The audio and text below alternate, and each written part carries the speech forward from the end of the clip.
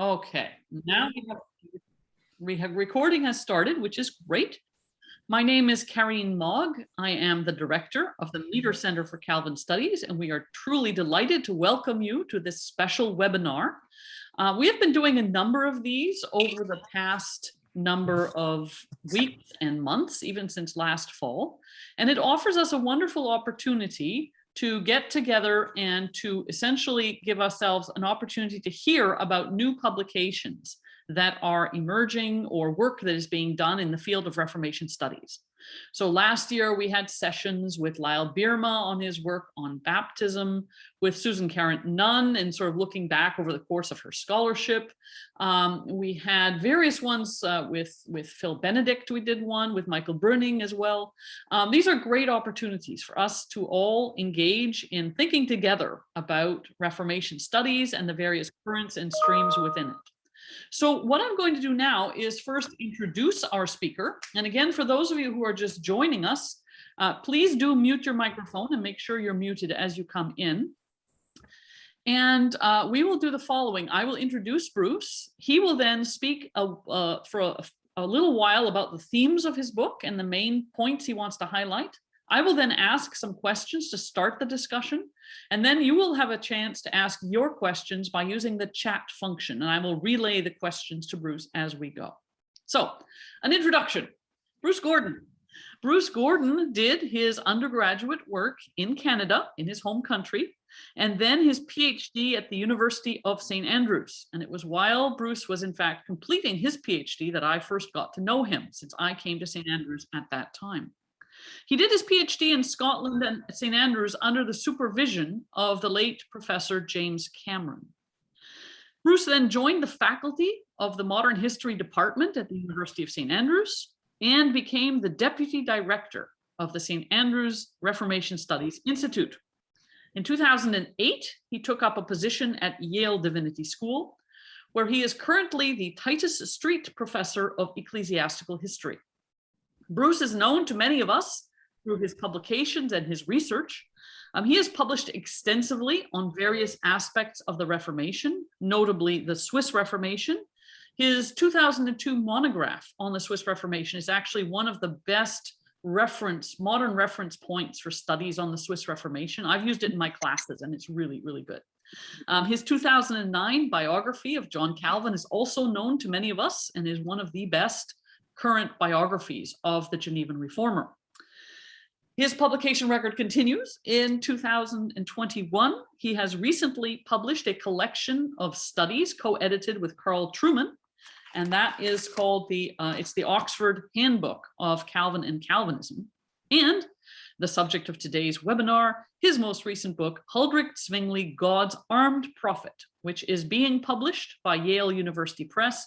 For our North American colleagues, it's not actually available yet, but Bruce tells me it should be available before the end of November.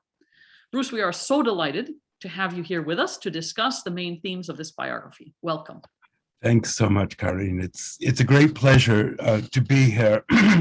And a really great pleasure to see so many familiar faces and friends, and to be honest, people here who have so shaped the way I have approached this subject, the people from whom I have learned so much over, I'm afraid to say now, decades, and the people to whom I owe such a great deal. My acknowledgements in this, as I joke, read like the sort of credits from the 10 Commandments. It's because I realized when I did this book how many people over the years have been so influential on me, and many of them, not least my late supervisor in St. Andrews, Jim Cameron, but people like Fritz Büsser, who was in Zurich and who welcomed me when I first showed up there many, many years ago. And lots of people who were at that institute right through to Petra Opitz, who's there. Pierre Hildebrand, I see here today, who has not only been a friend and a helper, but played a decisive role in making sure I didn't get the 16th century German wrong. So David Noah, who can't be here today, did the same for my Latin. And so there's so many people to whom I'm grateful, and it's wonderful to see many of you here today. Just in case you're skeptical, the book does actually exist. It exists in the rest of the world, not in America. So this is my small contribution to American exceptionalism, that Zwingli will come at a later date to America. So as Karen has invited me to do, I'm going to make some comments about what I was trying to do, what I hoped for this book, and a little bit about how my own thinking changed in doing this book. And I hope that will generate responses and thoughts and discussion. So let me begin by saying a few things. First, something about the shape of the book. For the most part, I follow a largely chronological account, although in the middle part, there are two chapters that slightly divert from that. One looks at Zwingli's 1525 work on true and false religion, which in many ways I regard as not the final version of his theology, but one of the most formative and influential, not least of which it was the work that was most significant in translation and distribution across Europe and beyond after Zwingli's death. So in many ways, it was the work that shaped his legacy. So I have a chapter about that, which I do put in historical context, but uses as an opportunity to think about what he has to say about God, sacraments, church, and a whole range of other subjects.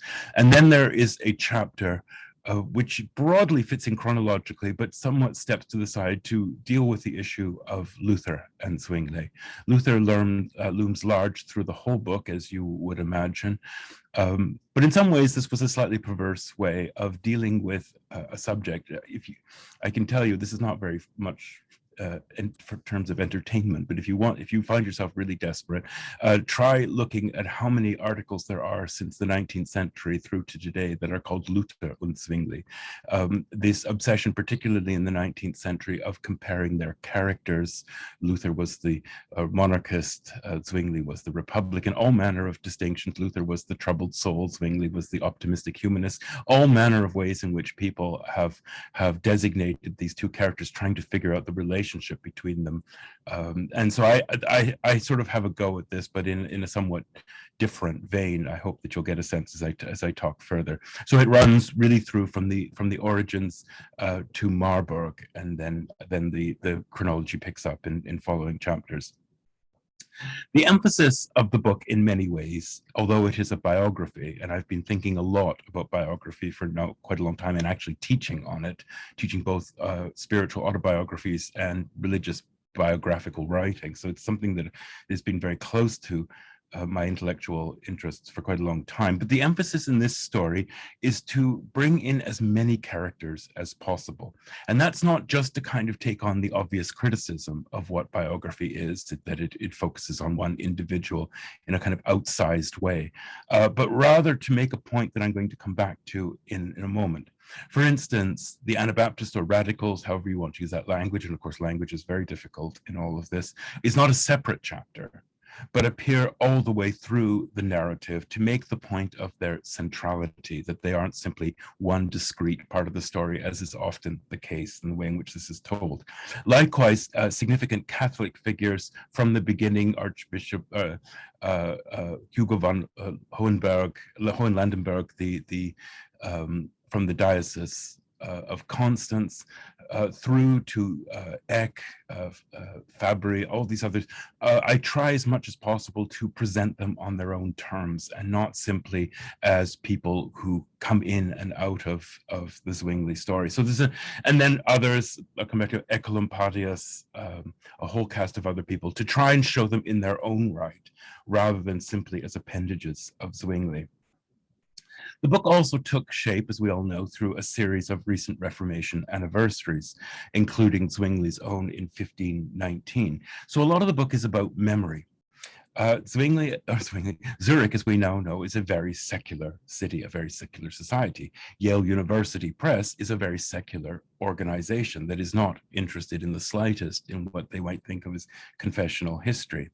So one of the questions I have in many ways is thinking about this from a secular point of view. How do we, living in a largely secular society, particularly in the sort of Euro-American world, think about a contentious, violent times religious event with a highly contentious figure? How do we memorialize that in contemporary society? And that leads me to the book where it really runs through in the last two chapters to the kind of afterlife of Zwingli, what his contemporaries and those who followed in the early modern world made of him, Calvin et al. And then through the 19th, 20th centuries, really running up to figures like Gottfried Locher, who was one of the great interpreters of Zwingli, but through Karl Barth, but Philip Schaff and all these various people, and anniversary culture and what they made, the various and often quite unusual ways that they represented Zwingli, how he gets caught up in a whole range of cultural debates, really through to our time. And it ends with the 2019 film about Zwingli, which was the largest budget Swiss film ever made. It wasn't certainly wasn't the top grossing, but it was made by someone who no longer would identify with any particular branch of Christianity, but wanted to convey Zwingli to a contemporary audience, and how he did that. So there's Randy and Head and I did an article for the Archive on the way in which memory and Zwingli happened in 2019, and this was part of it, but also through to often humorous, ironic ways in which Zwingli was represented in contemporary culture. Asking how, for instance, someone like Philip Schaff, the Swiss American church historian, of the great figure of the 19th century, so foundational to the writing of American religious history, regarded Zwingli as the prototype of 19th century liberal theology, a connection that we might not obviously make, but had a strong currency through people like Walter Köhler, who I just did an article on, who saw Zwingli as this moderate figure, which is perhaps not what comes to mind for most of us thinking about him, but to show that he's had very different lives through the centuries. Perhaps a few people might think, when I did Calvin, people often said to me, I enjoyed your book, but it's a shame you didn't like him. That's not, to be honest, a debate that interests me at all. I don't think our notion of liking or not liking people is something that is easily applied to the lives of these people. I certainly don't think they would recognize it. And some people may well think that this book means that I don't like Zwingli. That again is not my interest. That's not where the fascination for me of the story is. I find much about him often mesmerizing and fascinating. There is much about him that is deeply troubling and problematic. He is a person that I describe in the book as of extraordinary imagination and creativity, but also of extraordinary limitations. And that's something that I'm more interested in exploring. And so, to be honest, my goal is not to rehabilitate him, to restore some sort of narrative of the third man of the Reformation, as he's often referred to, and to tell you here that he's more important than Luther, or he's more important than Calvin, or he's more important than Melanchthon, or that he's more important than Ecolampadius. This is not what this is about. I try to bring on all those people and ask, what was actually the relationship between them? How do we actually think about how these people existed on their own terms with each other? Yes, Ecolampadius, as I say in the book, I think was a superior theologian. I think he was a much more subtle mind. I think he saw things, particularly, and Amy Nelson Burnett is much more the expert on this, but saw things in the Eucharistic debate that Zwingli couldn't see. And certainly he had the respect of people like Melanchthon and even Luther in a way that Zwingli did not. So, that's important for me. That's important to think about. What I'm not interested in is, comparing the Zurich and Basel Reformations to say which one was more influential, which was. So this is sort of the way in which I'm operating here. The same with Calvin and Zwingli, which I think is a fascinating relationship, much more fascinating than is often thing. But is Zwingli more important for the Reformation than Calvin? That's not something you're going to find much in the book. What you will find is a sense that Zwingli is a person who is extraordinarily creative of a movement that generates things that are very much taken up a generation later by Calvin, changed in many ways, refined, but Calvin exists in a different way to the Reformation movement than Zwingli did. Zwingli's there at the beginning. Much of the ideas that shape what become the Reformed, or even if we say Calvinist tradition, which I'm more uncomfortable with, but if we say that, we have to say things like infant baptism, the covenant, all sorts of things about the language of Christ sits at the right hand of the Father, therefore cannot be present in the world. Arguments like this, these are inherited by the next generation, which may go in slightly different directions, but they are inherited. And Zwingli doesn't, in a sense, inherit them from somewhere. He and his colleagues are the people who are forging in the fierce debates of the 1520s many of these arguments. So I'm not trying to create a hero here. I'm fascinated in the relative strengths and weaknesses of these people and what they can tell us historically and also theologically. Zwingli does not die heroically. He dies, I think one could say, in an unnecessary war that he played a key role in perpetrating. I am not Swiss. I've spent a lot of time there, but I am not Swiss, and I have no need for patriotic heroes in this book. But I think there is a great deal to fascinate. He largely, as I say, invented a new form of Christianity, which became the Reformed tradition. There was no blueprint for what emerged in 1525, 1526 in Zurich. There was no obvious model. Yes, there were strong and important institutional and theological continuities with the late medieval world, and certainly continuities of mentalities. But in shape and in theology, there's nothing to match it. And even if we look at Wittenberg, it's something that is very different, that is created in this context. And although Zwingli is not alone, he is also crucial in creating this. And that's what I'm interested in, the vision that forges this new and distinctive form of Christianity. He's a brilliant writer. I think that's something we can, and that's something that I really came to appreciate in doing this, kind of immersing myself in his writings. He is the lover of Pindar. He in that sense, he is the disciple of Erasmus. Erasmus, as you imagine, looms also very large in the story. I came to see him really as the poet, not only as the musician, but a person whose love of poetry suffuses the way that he writes. His elegance in both Latin and German is at times beguiling. His ability to create very clear arguments, not necessarily arguments without problems, but his ability to articulate arguments, something that we often attribute to Calvin, I think quite rightly, but is something that I see very much in Zwingli. He staged Greek tragedies after he, in Reformation Zurich, after he was the head of a Reformed church. He stages Aeschylus and other Greek plays for which he writes the music. So this is he's also, I think, more to make a comparison of one sort, he's also much more self-reflective than Calvin. He offers ways into his life that Calvin didn't. Calvin was very difficult to find in many cases. You had to dig through his biblical commentaries. You had to dig through.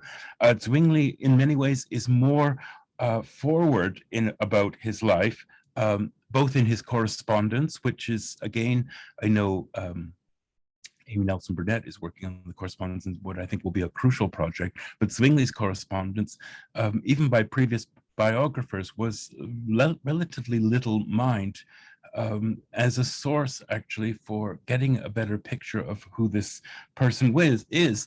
But he's also a person who conceals, which could be deeply frustrating. And again, if we make a comparison with Luther, we all know very well Luther's willingness to talk about his family, about his wife, about all manner of things, about himself. Zwingli draws a curtain. Anna Reinhardt, his wife, hardly figures anywhere in any of his writings. There is well, no, there's the 2 letters in which she's mentioned. He tells, I can't remember which one. I think it's one of the Blacher brothers, not to inform her that he's going to Marburg. He actually, in a sense, lies to saying that he's going to Basel, and she's not to be told what he's actually. So, for reasons which are perhaps difficult to in some ways difficult to, he draws his life a curtain around his family life. That's not something he's going to share. Whereas he's more prepared to share aspects of his kind of inner self than we would find in Calvin. So he creates his own sense of complexities in trying to reach him. But he's many things, like all these people, and they're not always consistent. He's a performer. He's what we might call a self-fashioner. He is a rhetorician. He is a stage director. The disputations that happened in Zurich, they are theatrical performances in many ways, in which he stars. He has a strong sense of the dramatic, as you would expect of a poet and a musician. It's clear that he was able to inspire in others a great deal of deep friendship and loyalty, so that even at the end of his life, when some of them, including Ecolampadius, say, I always had doubts about his view of the relationship between the gospel and violence or military coercion, but the personal connection runs very deep in this. This notion of friendship is very important in the book. Friendship, not in a kind of casual modern sense, but as something that actually held together very tightly how these people understood themselves, not just in personal terms, but in terms of being committed to the gospel, of being, in many cases, either fellow Swiss or German speakers. It's a term that bundles. Of course, it comes out of antiquity. Erasmus writes about it, but it's also a vernacular reality that shapes the dynamics. The whole beginning. We think of the sausage incident. We think of those reading groups that emerge in Zurich in 1520, 21, perhaps even as early as 1519. They were groups of friends meeting in home. This is where the movement starts. And in many ways, as we know, the tragedy of the radicals, of those who parted ways so bitterly, was the destruction of a friendship circle. People there was a sense of betrayal, personal betrayal, in what happened when they thought that Zwingli had actually departed from what he'd taught them, what he'd preached about. But these things were not intellectual ideas. They weren't mere theological ideas. These were ideas that they felt were embodied in their very relationships. On a lighter note, it's clear he was very funny, or at least he could be very funny. That's something I never found in Calvin. Zwingli had a great sense of humor. He loved to play with words. He played with his own name. His name Ulrich became Huldrych, which means in dialect rich in grace. He plays with Latin forms of names. He likes to make jokes. His students remember him as being humorous and funny and enjoying laughter, which is not to say he was, the nice guy of the Reformation, but rather to give a sense of a character. He could be playful in his writings, even theological writings. That sense of humor could also be turned into very sharp and polemical. He frequently, as not uncommon in the period, would use people's names. Thomas Mörner, for one, the goat's head. He would play with people's names as a way of satire and polemic. So it could work in a variety of ways. The book, I think, I hope, reflects several underlying convictions.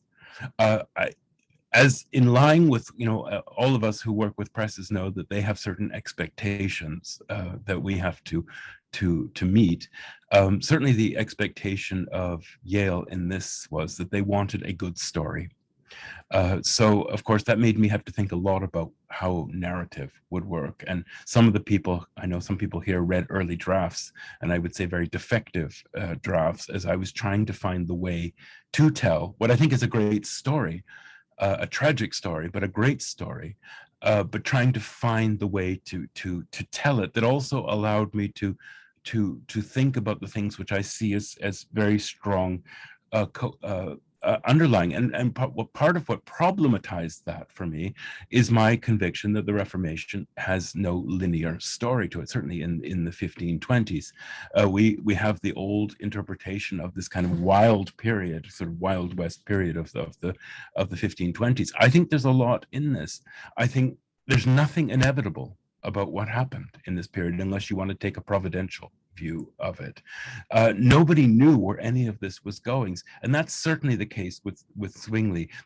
He had plans, he had a strong sense of God's providence, but he, literally from one day to the next, often didn't know where this was going. And most of the struggles for which he's best known, whether infant baptism or the Lord's Supper, these were not debates that he would have chosen necessarily to have fought. They were forced on him. That's certainly the case with infant baptism. He was not looking, and as Pierrick has worked on, and the notion of covenant, that debate in many ways turns out to be deeply formative of the Reformed tradition, but also of wider Protestant traditions. But it's not out of some grand strategy that this was going to happen. Zwingli was not a person who created his own realities. Very few people in history are, but it does allow us to push back against some traditional ideas of the Reformation, as if, in some sort of Protestant rather triumphalist narratives, that it was clear from the beginning where this was going. What I find in looking at the 1520s is a whole lot of uncertainty, chaos, and a lot of conflict arising from unexpected quarters. Most of Zwingli's life is highly responsive, reactive even to ideas, accusations, and relationships over which he had little control. With the exception, I think, of True and False Religion, the 1525 text that I talk about, most of Zwingli's writings are not, in a sense, what we would call systematic works that he was able to develop at length over long periods of time. He wrote extremely quickly, and it was clear from his publications that they were often full of typos, what we would call typos, errors, because of the enormous speed with which he was working. We know that from both himself and from others. He would spend the night writing so that he could get it to Froschauer in the morning. And then sometimes he would lament that something went to press before he felt it was even ready. And he writes at one point, I think it's to Ambrosius Blauer, he said, you know me, you know how I work, that as soon as I think something, it's on the page and printed. So that, it just gives you a sense of the kind of chaotic way in which he's writing. The confessions at the end of his life which are laid out in a way more systematically, but they still reflect a great deal of haste. So my goal was not to construct events around Zwingli, but rather to examine his complicated relationship to those events and to the other people who are around him, which are constantly, as far as I can see, in a state of flux, uncertainty, and deeply precarious. His correspondence, again, is a very good place to try and track that. His relationships with the leading figures of the city tell us, if we look at it closely, that he was never in a secure position, or certainly never for very long in a secure position in the story. We have, right from the beginning, he drew up plans that got no response. At the same time, he would be asked to do things, and then the mood would change, and he would find that he was out of favor. So there's no easy relationship between him and power. The old Robert Walton book on Zwingli's theocracy. Theocracy is a very problematic term in here. It suggests something that I don't think ever existed. They could ignore him as well as take his plans. And certainly by the time we get to the Capel Wars, he believes that they're really not listening to him anymore. And he threatens, as Calvin does, to leave. He thinks so. There's this, even the central relationship which is between sort of him and political power is by no means a straightforward relationship. As I say, I try to reflect on as many different characters and to show that Zwingli's views are distinctive but always not unique. There is a great deal of overlap of ideas and thinking during the 1520s. Hugo von Hohenlandenberg, the often vilified bishop in this story, was of course a friend of Erasmus, and Erasmus had great hopes that Hugo could be a reforming bishop. The same with Conrad Grebel or Felix Manz on that side. These are people who had visions of reform. They're not simply oppositional figures or deviants from what should be the normative version of reform in the Reformation. At the same time, we look at Johann Eck, who I think is one of the most brilliant, perhaps the most brilliant character to appear in the book, who is, I think, an extraordinary, and I'd love for somebody to take up an English biography of him. But this is Eck is not a person who's just this dark, malevolent figure haunting the halls of the Reformation for Luther and Zwingli, and then tormenting Ecolampadius in 1526. This is a man who actually has a vision of what reform of the church might look like, as does Johannes Fabri. These who was at one point early on in correspondence with Zwingli about reform. So this reform has many faces in this, and Zwingli isn't the normative form of it. He's one version of it that in some ways is privileged because of course he has access to power in some ways. He has certain forms of it, and of course that can lead to other visions of reform, like those of the Anabaptists being driven out. But it's not the only version in town. And so I want to make this idea that Zwingli was part of something rather than simply leading something, and that we have to always see the bigger stage on which he's performing. A few other points before I close off.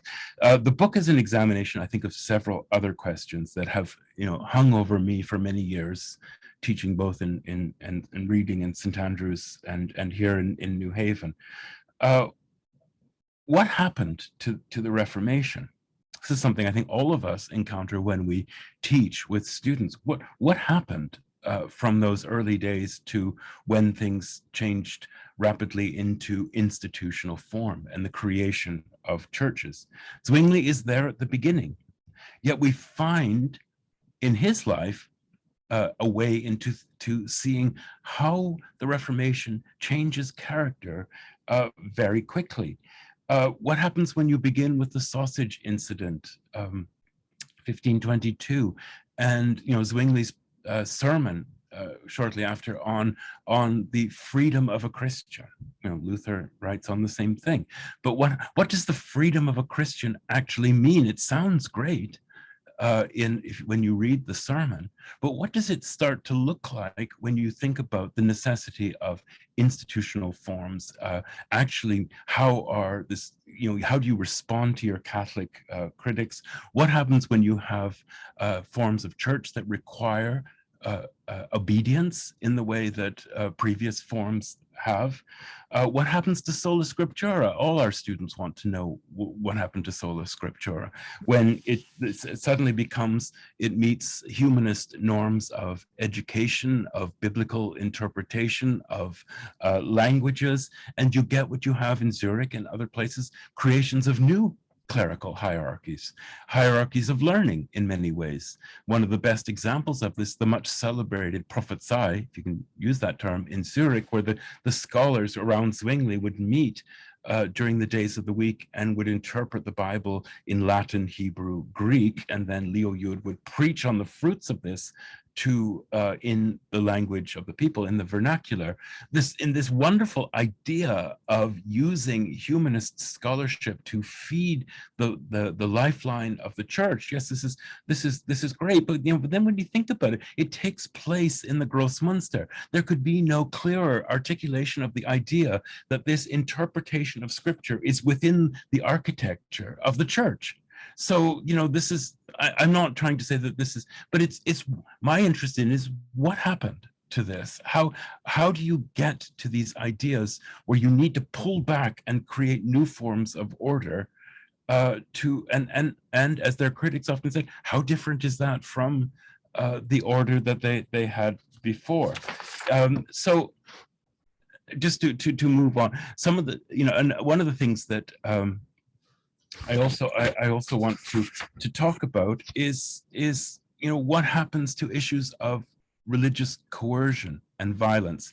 One of the ways, and I put this out in the introduction, is thinking about the way in which Zwingli, but one could replace with, certainly with other reformers, realizes very quickly that reform is tethered to political power, and we all know that.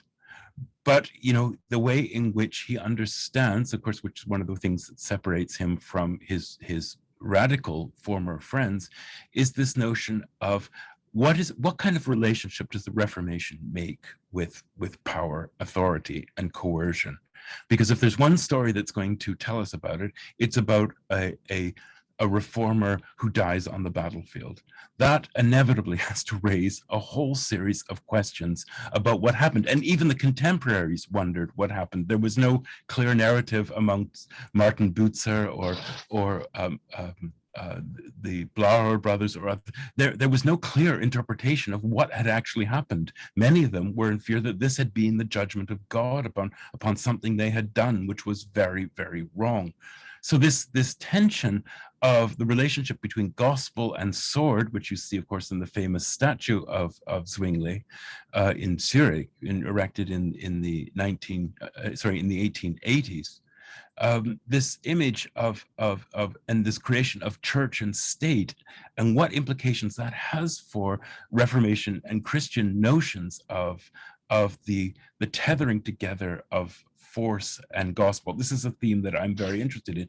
And it's not just that Zwingli dies at the end of this in 1531 in a mishap battle that seems like an eccentricity or some sort of outlier as an event. Rather, if you read through it from the earliest days, from the 1590, you find martial imagery all the way through his work.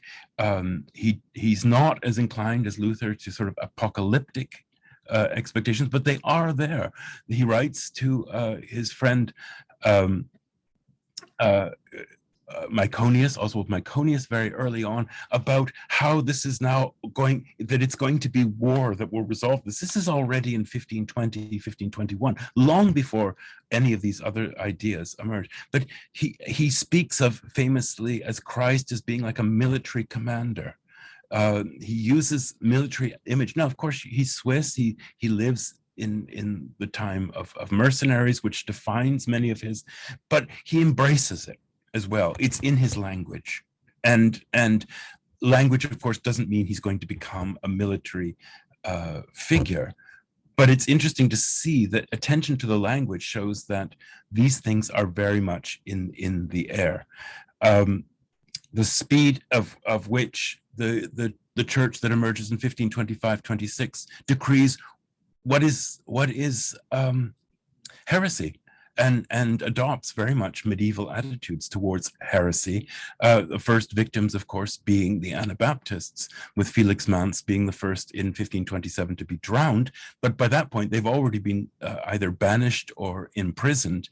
This new church is already defining its boundaries of what is acceptable and what is not acceptable. So these are just touching on very briefly ideas that I'm thinking about as to how the Reformation actually creates these boundaries while seemingly coming out of a notion that it is actually sort of breaking boundaries, so that by 1527 the Zurich church has become a persecuting church in many ways. So finally, I'm going to just conclude on this. I'm not trying to do some sort of presentist judgment, ahistorical judgment on this past, but I do think the story of Zwingli, and I think about this very much for the context when I'm teaching divinity students, most of whom have very little historical background and probably very little investment in the Reformation. How do we talk about this? That's not, presentism is not the way that it forward, but I do think that what we work on does actually give us ways into very fruitful conversations, and also that some of our present conversations about the state of religion, politics, economics, society, at least has been for me, working in the context of a divinity school, very much shaped the way I then look at the 1520s, 1530s. It has shaped the kind of questions that I bring to it, which is different from, as Karine said, teaching in a history department at St. Andrews, where your undergraduates came with a relatively strong knowledge of European history. I'm, for the most part, as probably most of you do, work with people who have very little knowledge of European history. So what do we make of this story? How do we tell it? How do we draw from it what is significant, both for them and for the way we might talk about it? I think the story of Zwingli, with its amazing achievements and spectacular defeats and setbacks, is an interesting story of human agency in religion and in religious history, thinking about the nature of change and conflict, which historians might do. It brings in, from my own perspective, a fascination with personalities and how individuals work. Why do people believe what they believe, and how do their beliefs actually connect with what they do in very complex ways? That was something that interested me in Calvin, and 12 years later, after a lot of reading and studying, I came back to it in the same way. And finally, to see how passions actually so much drive the Reformation. Ideas, events, yes, but also human passions drive this. And in the story of Zwingli, we have passions of friendship, we have passions of love, and we have passions of hatred. So I'll leave it there, Karine, and wow, happy to go. Thank you so much, Bruce. That's amazing. You've given us so much to think about. Nobody needs to read this now. No, they'll still want to read it. Trust me, they want to read it. As you said, it's an amazing story. If people want to ask questions, I suggest you use the chat, and I will get to those in a moment. So feel free to post your questions, and I will get to those. But I want to start, Bruce, with giving you a chance to talk a little bit, maybe about something you haven't had a chance to talk about just now, and that's Zwingli's understanding of the Lord's Supper. Because I think it's misunderstood by a lot of people as sort of memorialism, and that's it, a very thin kind of let's remember. Could you speak a little more about the richness of Zwingli's I think I saw Amy's name come up. She really is the person to ask this question too. But I've learned so much from her work on this. But it's I do have quite a bit on the Lord's Supper in this, and I think there are various aspects of it. I mean, interestingly, in this way, this was never really the debate between Zwingli and his radical friends. This was, the baptism was, but the Lord's Supper much less so. And famously, at the beginning, he claims that he and Luther are saying much the same thing, just using different words. I don't think anybody bought that for very long. That I think they are fundamentally saying quite different things. I think, and Ulrich Gabler, the distinguished Swiss historian, I think gets it right when he says we find two very different worldviews, or certainly theological views, in the differences between Luther and Zwingli. I'm certainly not qualified to talk at any great length about Luther, and I'm going to leave that aside. But what as I see in Zwingli is, yes, on the one hand, a profound sense of reading Paul and John, and to say God is spirit and will be worshipped in spirit. And this, of course, coming so much from Erasmus as well, as a major figure in this on the sacraments for Zwingli. This kind of separation of the material and the spiritual. Yes, that's there. But where I think there's a tendency for people to fixate on that point. And I think what it loses, at least, and you could say that Zwingli doesn't, isn't consistent and doesn't maybe bring this out as well, but my sense of trying to get at what I think he thought he was doing was this powerful sense of the work of the Spirit. And if you look at what they do in the churches, they strip the churches.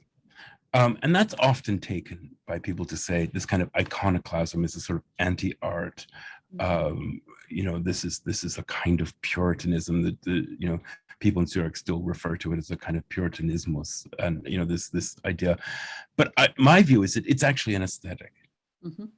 It's that Zwingli, the artist, is creating a changed aesthetic, with that the stained glass for the most part remains because it's too expensive to take it out. But this idea of he uses constantly the image of light and liturgy, and I think that his idea of the Lord's Supper really needs to be thought of in terms of worship and liturgy, and what he sees in this as these symbols of the bread and wine. Yes, of course, not physically becoming the body and blood of Christ, and yes, he thinks that's what Luther is still saying. Whether he's right on that, of course, is debatable, but that's what he thinks Luther is saying. And so much of that in the polemic in some ways drives him to take a harsher view on this. But I think he sees this as these in a kind of Platonic way. He sees these images very powerfully as pointing to the realities beyond them. And those realities are not just symbolic and notional. They're very real. He says at one point, he says this at the Bern Disputation of 1528, we believe in the real presence of Christ. Mm-hmm. But what does he mean by this? He means, as I understand this that the presence is of the Spirit. And so this isn't just a kind of recollection of the Passover. It's not a kind of mental activity. It is in fact a work of the Spirit, which, as one scholar many years ago talked about, and I think is useful.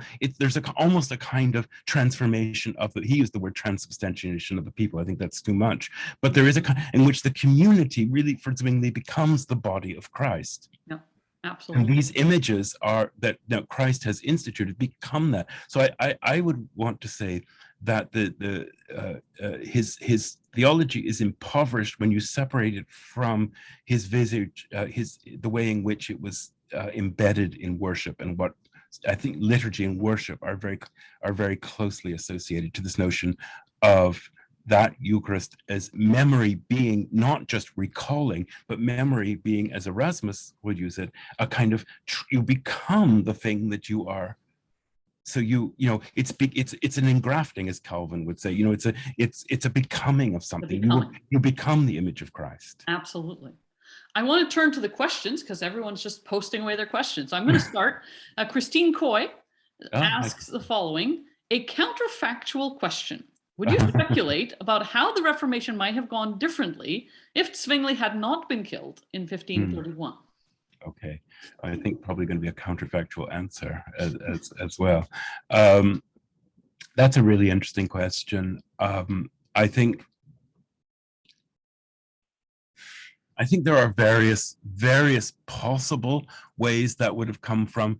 One of the interesting things is that at the end of his life, there were very real, very serious connections between the French and Zurich. Zwingli, who made his name against the French mercenaries, devotes his true and false religion to Francis I.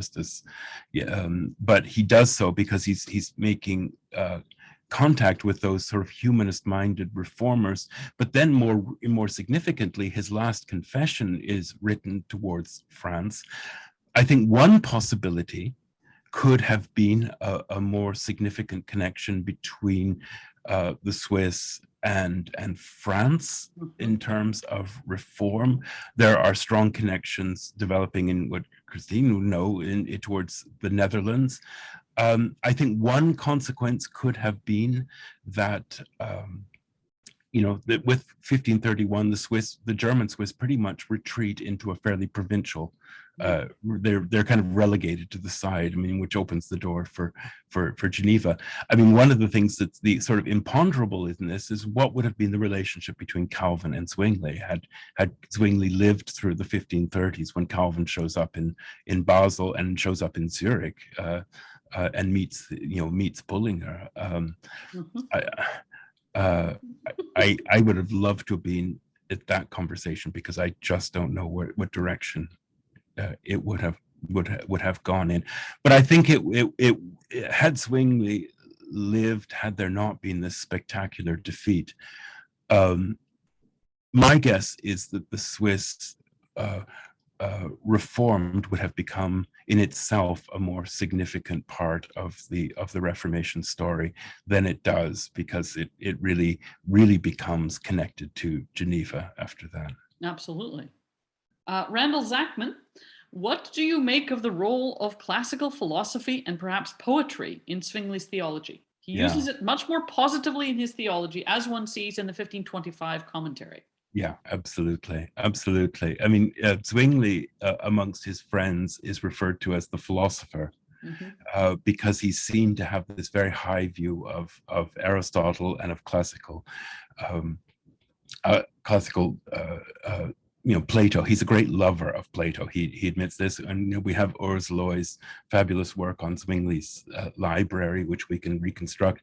And not only do we know what books we have, but Urs and his colleagues are able to show us Zwingli's annotations and how often he's reading long after the Reformation. He's still reading the classical authors, his beloved Plato. And of course, famously, we know, much to Luther and then later Calvin's consternation, right at the end, Zwingli writes about how it's going to be more likely to see the blessed heathen in heaven than it will be most bishops that he's known.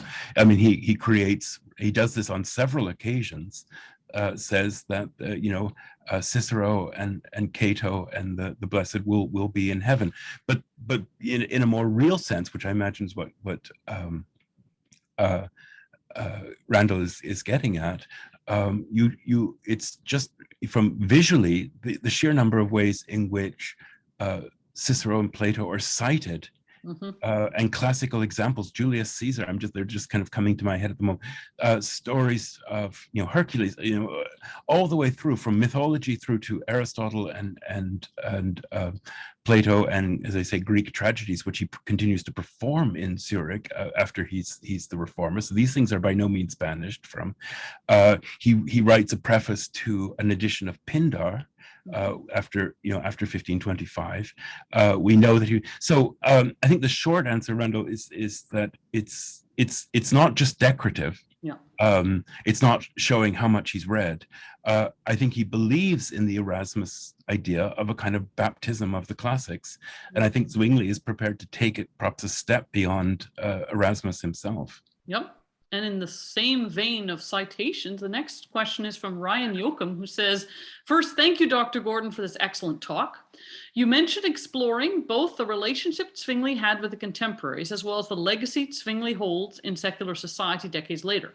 Yeah. You also explore some of Zwingli's interactions with the theologians prior to his time, which could be either church fathers, such as Origen or Augustine, or even maybe some medieval theologians. Yeah, I mean, and somewhere I see my colleague Volker Lepine here, who knows our friend Daniel Bolliger, who did an amazing work on late medieval scholasticism and Zwingli, particularly on Zwingli's notion of the infinite, notion of God. It's clear that when, Zwingli, unlike Calvin, actually did study theology. The question is, how much in the theological faculty at Basel did he study? But there, he says he read the scholastics, and we know that when he was pastor in Glarus, or priest in Glarus, up until 1516, again, Urs Loy tells us his library he's continuing to read the scholastics. He's reading, notably Duns Scotus, but he's also reading Occam. He's reading Aquinas. We know this from his annotations. So this isn't just guesswork, and people who know more about theology than I do are able. I mean, there was the old Heiko Obermann argument about the Via Antiqua and Via Moderna, and seeing Luther on one path and Zwingli. I mean, what Daniel Bolliger taught me is that it's far more messy than that, and that they're reading everything and drawing references from. So for Zwingli, if you just look at his Bible, his beloved Augustine is everywhere in this. He reads and rereads them, but he's reading the Greek fathers. He's reading, like all these people, he's reading all these editions that are rolling off the presses from Froben in Basel, From an early age, he's getting people to send books from Basel to him as a remote pastor. We know that these are editions of church fathers. He's reading Flora Ligiae, so collections of, so, some of the stuff he's getting, what we might think of as secondhand. But, he's in ways that, as primarily as a historian, but people who are like Daniel Bolliger and who are very attuned to the kind of scholastic influences tell us that they're absolutely there. Yep, absolutely. Question from Jim West. Mm-hmm. Question for Bruce: how much do you think the 1515 Battle of Marignano impacted Zwingli's view, especially the mercenary service? Yeah, I think my view on that is probably very much the traditional one in a way. He's he accompanies the troops from Glarus there.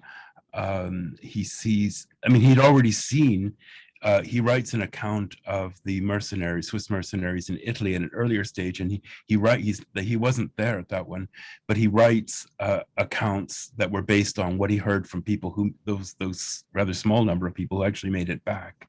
So he writes one historical account of this, which kind of glorifies the mercenaries, but his own experience as a preacher, and we know not very much about what he preached, but we know he did preach to the troops.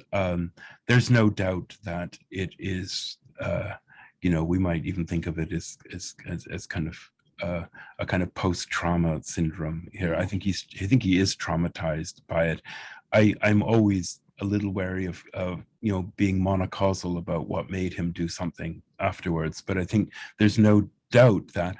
But of course, within a dozen years, what is he doing? He's advocating military conflict. Yeah. So it's not that clear-cut what the impact will have been. It deeply affected his view of Swiss killing Swiss, and it certainly impacted on his rather nostalgic notion of a kind of older Swiss generation who were virtuous and brave and mountain dwellers and the kind of William Tell story. Mm-hmm.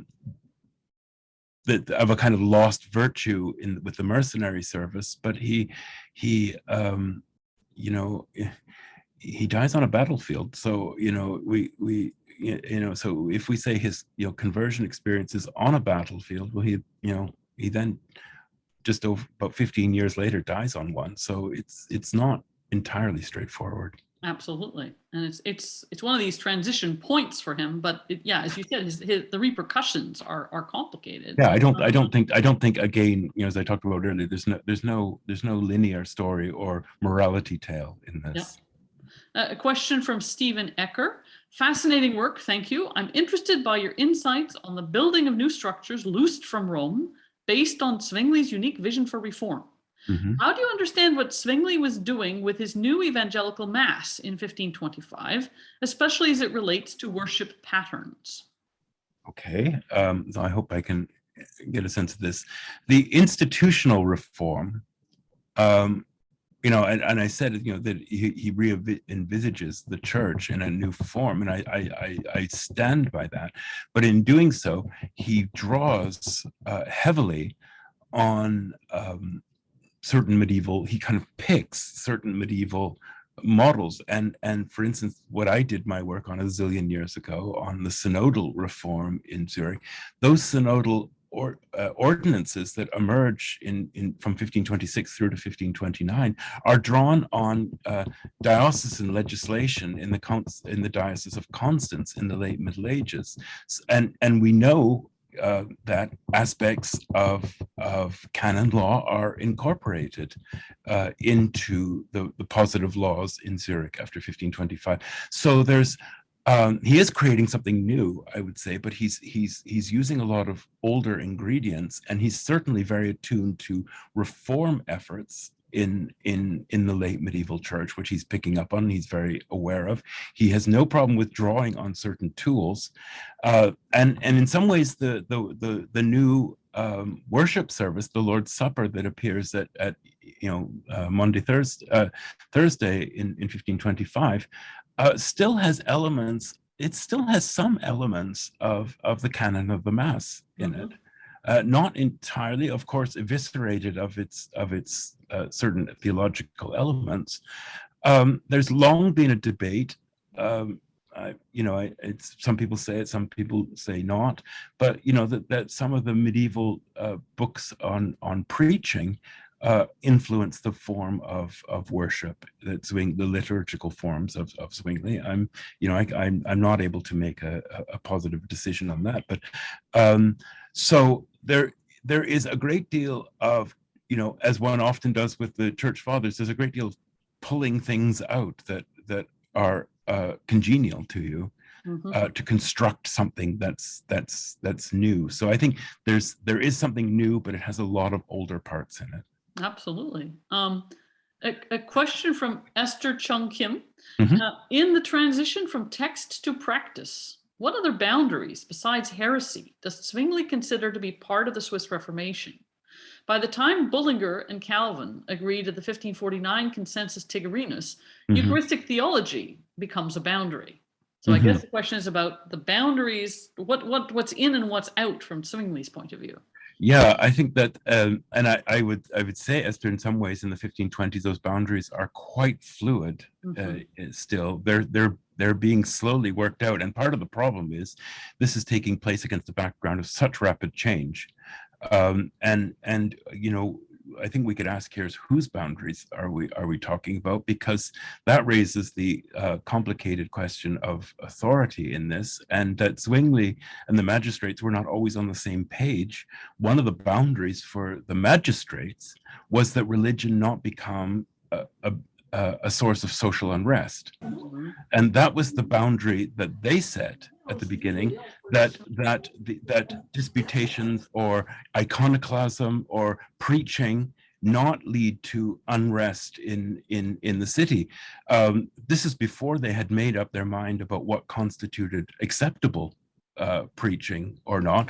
So there's different boundaries being created. For Zwingli, the boundary would be how he would set it at fidelity to the Word of God, and there he parts with the radicals on issues like, he says that they willfully misrepresent the New Testament when they refuse to acknowledge infant baptism. He, to a certain extent, he acknowledges the boundaries that are set by creedal formulations of the early church as being, because in much of his theology, he never even discusses or debates many received elements of the faith. He regards those as fixed boundaries. So yes, I think under Bullinger you get, because of the disaster of 1531, when there is this reconstructed relationship between the council and the church, which Bullinger has to negotiate, those boundaries become much clearer, because there's a strong feeling that in many ways Zwingli didn't have sufficient boundaries, and that you had this kind of prophetic preaching, which actually undermined the state in many ways, and so the new form of preaching had to be controlled much more. So there's this idea of where the boundaries are it's a little bit on who you ask. Absolutely, and it is, as you said, in flux in this time. Yeah. An interesting question from Maximilian Schultz: did you approach the craft of biography differently this time? To what extent was this a different type of project from your Calvin biography? Oh, thanks, Max. Yeah. Well, I approached it from being a lot older, and I say that only half in jest. That as I said earlier, 12 years of teaching in between, only a little bit more in St. Andrews, but 12 years of being in the North American, in not only university but intellectual world, has had a huge impact. And really, it wasn't until after I did Calvin that I started to think much more explicitly about biography as a form of writing, and taught some courses on it, taught those courses largely to try and educate myself on this. But to come to your question, yeah, I would say, although I tried to place Calvin in his networks and place Calvin in his social context, I think my approach to Zwingli was more driven by seeing him also through the eyes of others, seeing him in relationship, seeing him, as I started out by saying, more as a kind of reactive figure to events. I think I'm not sure that I would change what I did about Calvin. There's certain, there's probably more. There's a bit more theology in this one than there was in the Calvin biography, which again probably reflects 12 years of being at least teaching in part at a divinity school. And as I said, also I'm interested also in the kind of more of the kind of mega questions in Zwingli. Is, you know, I'm very aware that, you know, this book comes out, a lot of people don't know anything about Zwingli, and you know, in many ways, why should they? And my argument here is, this is the super important person in the Reformation you just don't know enough about, and I'm going to tell you this and correct our vision of the Reformation. As I said, that's not what I'm trying to do. I think this is a person who is fascinating as a lens on a whole series of questions, and that's not really how I went at Calvin. Mm-hmm. Yeah, and I mean, the whole biography of Calvin is a crowded field. Biography of Zwingli is a little more open, and even that fact of it just being in a different chronological period, I think, must also. Well, yes. If I was going to sort of be in, with the exception of Peter Opitz, if I was going to be in dialogue with the other people who wrote biographies, you'd need a Ouija board. I mean, most of them are from a very long time ago. Yes, quite exactly. Question from Matthew Flanders. Dr. Gordon, do you believe that the importance of the contingency in Reformation history and the lack of a linear story applies more to Zwingli than to others such as Calvin or Luther? In other words, is Zwingli's life a good example of what others experienced, or is this situation somehow distinct from others? And are those distinctions more important than what these figures have in common? Gosh, that's fascinating questions. I'm so loath to do the kind of compare the reformers game, but I think, you know, because I think they're all living. I mean, there's a lot of things. I mean, Calvin didn't want Servetus. He didn't think Servetus was going to show up in Geneva. That was never anticipated. So he didn't expect that to happen. He didn't expect his wife to die. I mean, there's you know, in all these people's stories, and similar things could be said for Luther. They all live highly contingent lives, in which much of what happens in the story is something they could never have predicted was going to happen. And what becomes for us the kind of canonical story is, you know, not at all self-evident to them. And in that, is Zwingli more? Well, maybe, in that, you know, Calvin and Luther, you know, by our standards, didn't live that old, but they lived a lot longer than Zwingli did. I think one of the remarkable things about the Zwingli story is that he arrives in 1519. He's dead in 1531. Mm-hmm. He's a reformer, perhaps, depending on where you want to date it, 1522, 23. I would say probably end of 1522. This isn't a lot of time for this. I mean, when you think of the amount of things that happen, mm-hmm.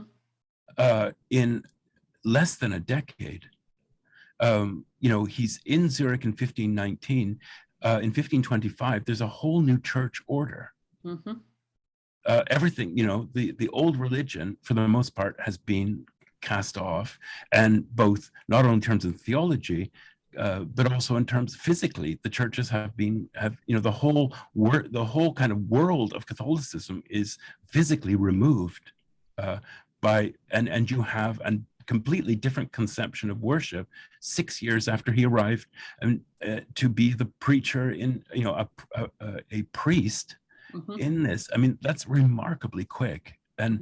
And then, you know, the institutional change, the debates with Luther, all of these things happen at extraordinary speed. And if you think about the speed that things are happening in the empire at the time, things that are happening in France. So I think they're all living very high speed lives. Mm-hmm. What's perhaps unique about Zwingli is that he doesn't, is the amount of things that happens in a relatively short period of time. And that's, if I can make one quick add-on to the point, people often say Zwingli is what would have happened? I mean, another counterfactual question might have been, what would have happened had he lived to church music? Because it's not entirely, I mean, yes, we know that he said things about mumbling of monks and we need to get rid of this. It's not entirely clear what would have happened with music in churches had he lived another 10 years, because hymnals were being printed in Zurich while he was still alive. He didn't stop that.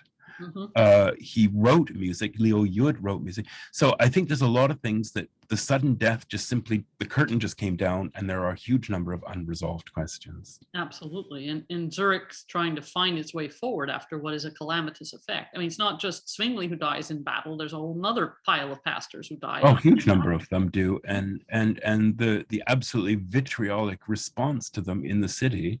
I mean, it's only by the work of a very small number of magistrates, this is before Bullinger, that they hold on to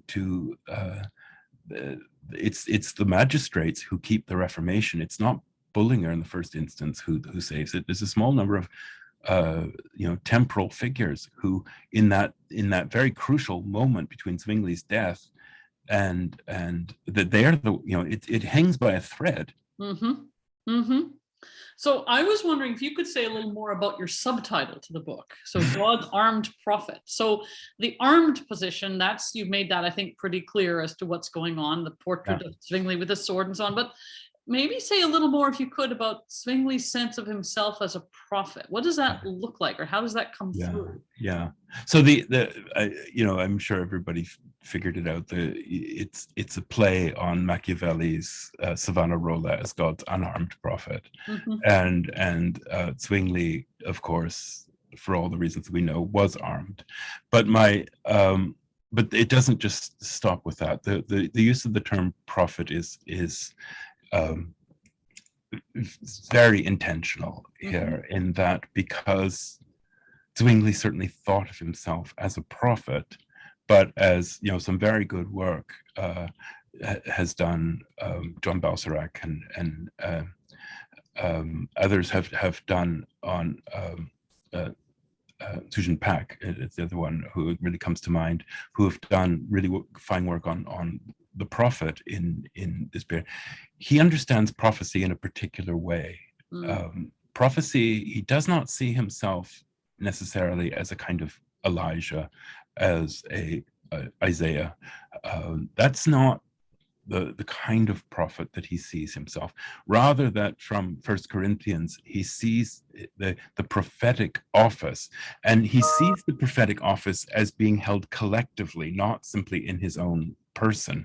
Although I think there is a clear sense that he does have a sense of a rather special calling, but it's held collectively. This is the idea of the prophet's eye, where all these learned people, it's a kind of sodality, gathered together and under the guidance of the Holy Spirit are doing this work in interpreting scripture, as I say, within the structure of the church. So it's a very ecclesiastical notion. But prophecy for him, and he says this over and over again, meaning, as he interprets Paul to mean, the correct interpretation of scripture. So he says it's not about knowing what's going to happen in the future. That gift is given to some, but that's not necessarily the prophetic office. The prophetic office is the ability to interpret scripture correctly. And that's, to be honest, what he thinks they are doing in Zurich. And that's part of of course, the conflict with Luther and the Anabaptists and all the people they oppose, is that they hold that that the tools, in a way that Erasmus has taught them, they are employing to the right end of scripture, and that is essentially the prophetic office. And the chief fruit of this is both preaching, but also something you haven't really mentioned, but I think is probably Zwingli's greatest achievement, which is the Bible of 1531, which doesn't have the currency of the Luther Bible. Of course, it couldn't, because it's in Alemannic. It has a much shorter reach, but with its Holbein woodcuts and its philological skill, is a kind of, I think you can say, is a treasure of the Renaissance. And in many ways, I think, although Zwingli is only working with other people, and I think he writes the preface to it, but that, is a kind of embodiment for him of what the prophetic office is. Yeah. And it's rather than seeing himself as the new Jeremiah, or, in a way that we might think of Luther claiming a prophetic role. And the interesting thing is then it can be taught. In other words, a prophetic office can be taught. You can train people, as in future pastors, in the same way, which is kind of interesting, the transfer. Yes. The ministry office becomes a prophetic office, and so that pastors are prophets, because that they're engaged in the proper activity of prophets, which is the correct interpretation of Scripture. And they're trained in that, exactly. Yeah. Quick question from Esther Chung Kim. What's your view of the Zwingli movie, and how might that movie be a pedagogical tool? Well, thanks to Pierre Hildebrand, I actually have a copy of it on. So I've been able to watch it a number of times, and I watched it quite carefully again for in working on the book and the article that Randy Head and I did together. I like it.